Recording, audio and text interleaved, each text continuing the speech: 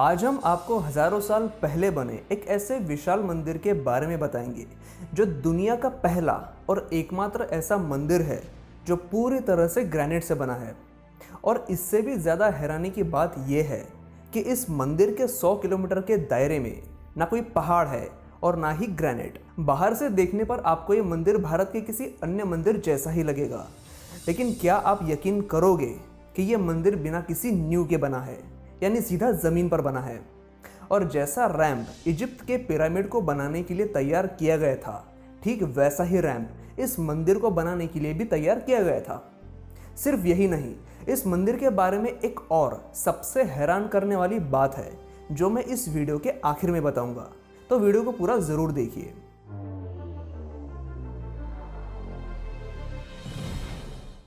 तमिलनाडु के तंजौर शहर में स्थित ये बृहदेश्वर मंदिर भारत के विशाल और अनोखे मंदिरों में से एक है।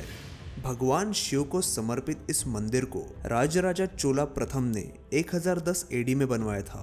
चोला राजाओं ने लगभग 450 सालों तक तंजौर पर राज किया था। इस मंदिर का हर एक हिस्सा भव्य है, चाहे इसका विमान हो, इसमें मौजूद शिवलिंग या फिर एक ही पत्थर में बनाया हुआ नंदी हो। इस मंदिर के विमान यानी टॉवर की ऊंचाई 215 फीट है, मतलब करीब 15 मंजिला ऊंची। कहा जाता है कि भगवान शिव के घर कैलाश पर्वत को रिप्रेजेंट करने के लिए इस विमान को 15 मंजिला ऊंचा बनाया गया था। लेकिन आज से 1000 साल पहले 215 फीट ऊंचाई विमान आखिर कैसे बनाया होगा, ये सवाल इस मंदिर को देखने वाले हर शख्स के मन में आता ही है। इस विमान को बनाने के लिए कितना पत्थर लगा होगा, आप कुछ अंदाजा लगा सकते हैं? 1,30,000 टन ग्रेनाइट, जो कि कार्विंग करने के हिसाब से बहुत ही सख्त होता है, उस ग्रेनाइट से ये पूरा मंदिर बनाया गया है। उस समय तंजौर में ग्रेनाइट मौजूद नहीं होता था। ऐसे में इतने भारी भक्कम पत्थरों को यहाँ से 60 किलोमीटर दूर बसे तिरुचिरापल्ली से लाया गया था। इस मंदिर का निर्माण वास्तुशास्त्र के सारे नियमों को ध्यान में रखकर किया गया है। भारतीय वास्तुशास्त्र के अनुसार कई अलग अलग आकार अलग अलग चीजों को रिप्रेजेंट करते हैं। जैसे चक्र यानी गोलाकार रिप्रेजेंट करता है कंप्लीशन यानी पूर्णत्व को, तो वही चौरस आकार आकाश को दर्शाता है। और इसीलिए ऐसे चौरस और गोलाकार का इस्तेमाल भारत के लगभग सारे ही प्राचीन मंदिरों में देखने को मिलता है। जिस समय में इस मंदिर का निर्माण हुआ था, उस समय के हिसाब से इतना भव्य और वास्तुशास्त्र के अनुसार मंदिर बनाना आसान नहीं था। लेकिन वो मंदिर ही क्या, जिसकी रचना एकदम साधारण हो। यहाँ के कुशल वास्तुकारों ने इस मंदिर निर्माण के काम को पूरा करके ही दिखाया। इस मंदिर के विमान को बनाने के लिए ग्रेनाइट के बड़े बड़े ब्लॉक्स बनाए गए और उनको एक के ऊपर एक रखा गया। ऐसा तब तक किया गया जब तक एक पिरामिड का आकार ना बन जाए। इस विमान की एक और हैरानी वाली बात यह है कि इस विमान पर आप जो शिल्पकला देख रहे हो, वो ग्रेनाइट का ब्लॉक ऊपर बिठाने के बाद ही इतनी ऊंचाई पर ही बनाई गई थी। दूसरा सबसे बड़ा सवाल, जो कोई विदेशी भी अगर इस मंदिर में आ जाए तो वो भी बिना पूछे नहीं रह सकता, वो ये कि इतना विशाल और वजनदार कलश ऊपर तक पहुंचा कैसे। इसके पीछे भी एक हैरान करने वाली कहानी है जो हमारे भारत के प्रगत वास्तुशैली को दर्शाती है।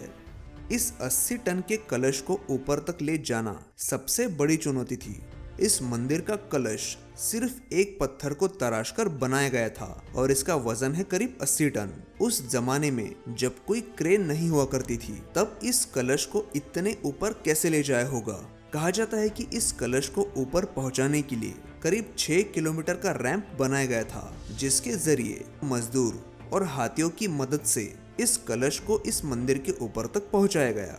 इस मंदिर की खासियत यही तक सीमित नहीं है।